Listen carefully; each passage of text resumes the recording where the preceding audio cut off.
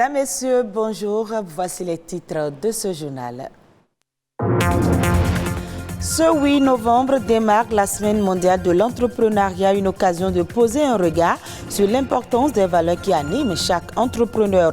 Nous allons nous intéresser à l'environnement des startups au Bénin. Avec le numérique, que vous soyez une personne physique ou morale, il est aujourd'hui de plus en plus important d'avoir une identité visuelle. Mais quels en sont les avantages? La réponse à suivre.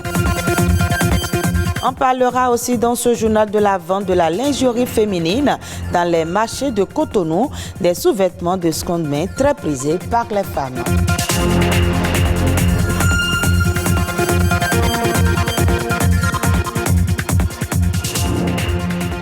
Merci de votre fidélité. La Semaine mondiale de l'entrepreneuriat est célébrée chaque année au mois de novembre pour honorer l'entrepreneuriat et ses acteurs. L'édition 2021 démarre ce 8 novembre. À l'occasion, nous vous proposons ce reportage sur la création et le fonctionnement des startups au Bénin. Le reportage est signé Rodrigue Babagbeto. Quand Romuald se rend dans ce cabinet, c'est pour en savoir plus sur le mode de création d'une start-up et surtout pour s'assurer de la pertinence de son projet d'entreprise. Je suis dans l'agriculture, plus précisément du côté production du riz et transformation. Après nos échanges, j'ai compris qu'il ne faut pas se lancer et avoir plusieurs segments en même temps. Ça m'a encore plus boosté pour pouvoir réellement finaliser la start-up. Des jeunes comme lui, le patron des startups du Bénin en rencontre plusieurs. Il arrive à les mettre en contact avec des incubateurs chargés d'orienter les créateurs de jeunes pousses dans le choix du bon modèle économique. Réussir à mettre sur pied sa start-up passe par plusieurs critères. Quand on veut mettre en place une entreprise, il n'y a pas que la ressource financière, il y a la ressource humaine, d'accord. Il y a la planification, il y a beaucoup d'aspects dont il faut tenir compte. La première caractéristique, c'est qu'il faut que l'entreprise soit dans de l'innovation. La seconde caractéristique qui est très importante, c'est qu'il faut que cette innovation apporte un fort potentiel de croissance. Parce que tout est une question de modèle économique aussi. Comment tu gagnes de l'argent? Il y en a, avec leur modèle économique, ils arrivent facilement à trouver le marché. Donc eux, ils fonctionnent pour le moment très bien. Il y en a qui fonctionnent moins bien, peut-être parce qu'ils n'ont pas encore trouvé le meilleur modèle. Leur activité répond aux deux critères, sauf que le marché ne répond pas comme on l'aurait souhaité. De plus en plus de jeunes entreprises voient le jour sur le continent africain.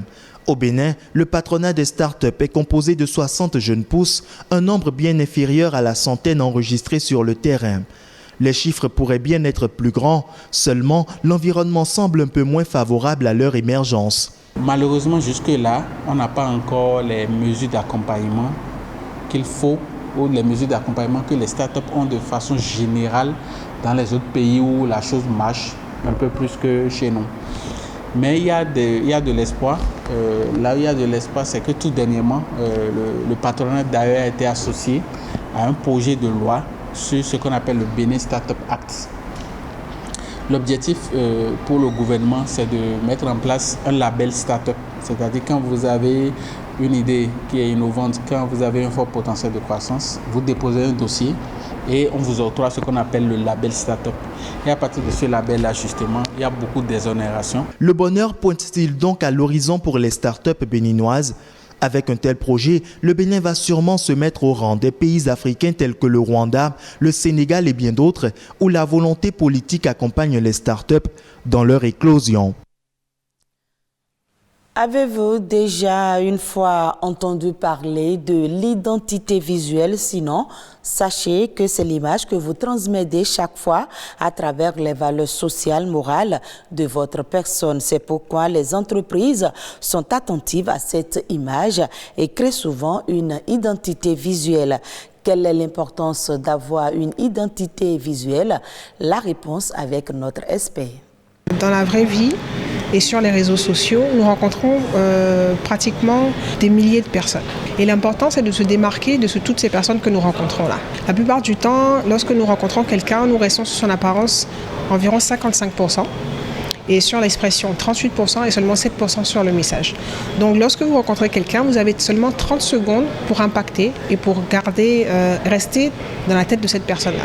Donc dans ces 30 premières secondes, il faudrait que vous ayez un objet, ou alors dans votre gestuelle, ou alors dans votre manière de vous tenir, ou de votre style, pouvoir attirer l'attention de cette personne-là et rester dans la tête de cette personne-là. Ça peut se retrouver dans la gestuelle ou dans une phrase spécifique qu'un présentateur aura l'habitude à chaque fois de répéter. C'est un peu comme une griffe, un peu comme le slogan que chacun de nous transmet à quelqu'un d'autre. En fait, en réalité, tout le monde en a besoin. Des journalistes, des artistes, des politiciens, ou ça peut être des personnes qui ont envie de changer de vie, donc qui ont besoin de relooking, de changer leur image, d'améliorer leur image. Donc ça peut concerner vraiment toutes les branches de la population. Dans mon métier de conseillère en image, l'habit fait le moine. Lorsque vous rencontrez quelqu'un, vous n'avez pas inscrite sur son front ou quelque part toute l'expérience de cette personne-là, la vie de cette personne-là ou encore le comportement de cette personne-là. C'est seulement l'apparence qui vous donnera toutes ces informations-là. Donc il est très important que cette personne, à travers son apparence, puisse vous donner de petits détails qui vont vous permettre de vous donner l'envie de découvrir cette personne-là. Nous passons beaucoup de temps à nous dire nous méritons des promotions, nous méritons cette nouvelle voiture, nous méritons qu'on se comporte avec nous avec beaucoup plus de respect, mais nous n'envoyons pas tous ces signaux aux personnes qui nous entourent. Donc vous devez agir de telle manière que vous devez représenter cette personne qui mérite cette promotion-là, de telle manière que votre patron puisse vous la donner. Vous devez avoir le comportement, la gestuelle et donc l'apparence de quelqu'un qui mérite cette promotion, de telle manière que votre patron puisse vous la donner. Venons-en maintenant à la lingerie. En friperie à Cotonou, le marché de la lingerie grouille de monde et l'affluence autour des sous-vêtements de deuxième main est énorme. Cela sans grands égards pour les risques d'infection qu'elles pourraient constituer. Mais comment les utiliser plutôt sans contracter des maladies? La réponse dans ce sujet tourné avant la pandémie de Covid-19. Au marché Misebo, les marchands de lingerie se frottent les mains. Pour cause, l'affluence de la clientèle est à la taille de la diversité des articles.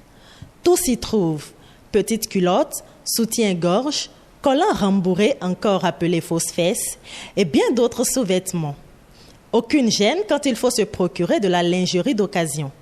La friperie, c'est quelque chose que moi j'aime très bien. Depuis quand moi je porte les friperies, je n'ai pas encore eu cette maladie d'infection. Donc, nos clients aussi n'ont pas encore dit qu'en portant les friperies, il y a les infections comme conséquences. Moi, j'achète les soutiens-gorge simples ou rembourrés. Ça n'a aucun inconvénient. C'est très bon. C'est de bonne qualité et moins cher. C'est donc la qualité qui explique cette préférence. Les sous-vêtements de premier choix sont les plus convoités. Ils semblent neufs et gardent leur étiquette. Les autres sont plus usés et moins coûteux. Exposés et accessibles à tous, toutes les bourses y trouvent leur compte. Le achuta, comme on l'appelle communément ici au Bénin, serait désinfecté depuis ces différents pays d'origine. Mais cela ne rassure pas toujours. Je n'achète pas les sous-vêtements en friperie parce qu'il y a beaucoup de déchets. Il y a des gens qui ont déjà porté que je ne peux pas porter parce que ça donne beaucoup de maladies en fait. Les slips soutiens pour friperie, moi j'aime pas ça. J'ai peur pour les maladies, c'est pour cela que je ne paye pas les slips de friperie. Si la lingerie est à choisir avec minutie, le achuta requiert plus d'attention. Selon les spécialistes, le mauvais conditionnement et la poussière pourraient le rendre nocif pour la peau. Déjà, lié aux caractéristiques de la lingerie elle-même, qu'elle soit neuve ou en friperie, on sait que les sous-vêtements en polyester avec des fibres synthétiques sont beaucoup plus pourvoyeuses en fait d'infections vaginales. Au niveau des soutiens, on peut avoir des mycoses et des infections au niveau de la peau aussi. Chez les hommes, on pourra avoir probablement plus d'infections cutanées. On peut avoir des mycoses par exemple au niveau de la verge, au niveau des testicules. La lingerie en friperie, c'est bon. Mais l'idéal est de s'abonner à la lingerie neuve pour éviter toute infection ou contamination. COP26 à Glasgow, le Botswana fait partie des pays signataires de la déclaration qui appelle à renoncer à l'utilisation progressive de l'énergie fossile. Il porte tout de même une réserve qui concerne la cessation de délivrer de nouveaux permis pour des projets d'exploitation de charbon. Cette position tranche avec les appels de la communauté internationale à abandonner le combustible fossile le plus polluant et nuisible pour la couche d'ozone. Pour rappel, l'exploitation des ressources ourifères du Botswana est non seulement destinée à produire de l'électricité pour les besoins domestiques et pour l'exportation, mais elle permet également au pays de réduire sa dépendance vis-à-vis des diamants. Après le Sénégal, l'Afrique du Sud à l'honneur, Damon Kalgou reçoit le Booker Prize. L'auteur sud-africain a été primé pour son ouvrage La Promesse, une belle année en somme pour les auteurs africains. Ces dernières années, l'auteur sud-africain Damon Galgut avait été 2 fois parmi les finalistes du prix Booker. La 3e sélection fut la bonne. À 57 ans, il remporte l'une des plus prestigieuses récompenses pour les écrivains de langue anglaise. Cette année a été une grande année pour l'écriture africaine et je voudrais accepter ce prix au nom de toutes les histoires qui ont été racontées et celles qui ne l'ont pas été, des écrivains reconnus au nom de ce remarquable continent dont je fais partie.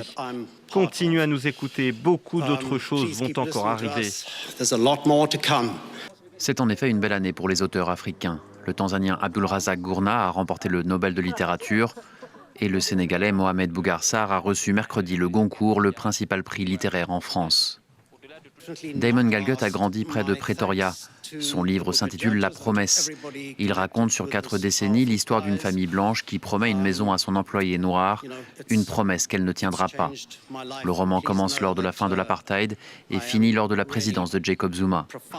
Damon Galgut est le 3e Sud-Africain à remporter le Booker après Nadine Gordimer et J.M. Coetzee qui, lui, l'a obtenu à 2 reprises. Et voilà qui vient mettre un terme à ce journal que vous pouvez suivre à nouveau sur le site de l'ORTB, www.ortb.bj. Merci à vous de nous avoir suivis.